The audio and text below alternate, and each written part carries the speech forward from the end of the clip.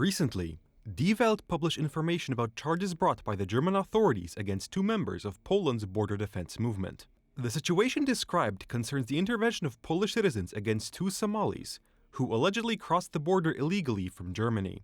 Ultimately, the Germans transferred them to Poland at another crossing point that was not guarded by citizen patrols.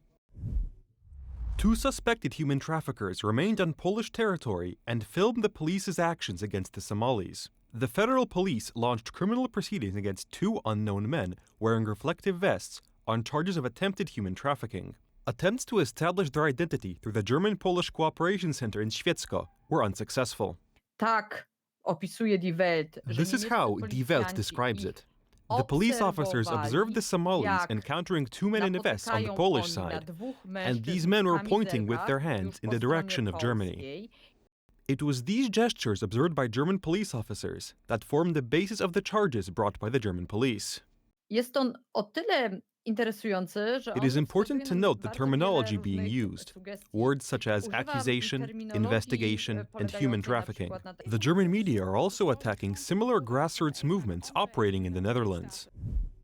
Interior Minister Alexander Dobrindt criticized grassroots border controls in the Netherlands and expects the authorities to intervene. There is absolutely no legal basis for doing such a thing, said the CSU politician in reference to the actions of protesters against immigration on the Dutch-German border. The German media are de facto an arm of the German government, which pursues German interests, and this gives rise to criticism of the actions of a grassroots NGO that performs tasks which Polish border guards are failing to. This situation is completely paradoxical.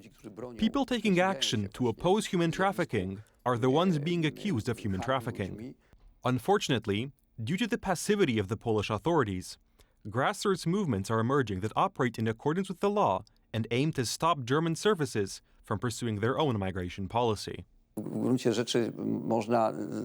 It is, in fact, reasonable to argue that it is the German police, by breaking the law and pursuing the interests of the German government, that are involved in human trafficking.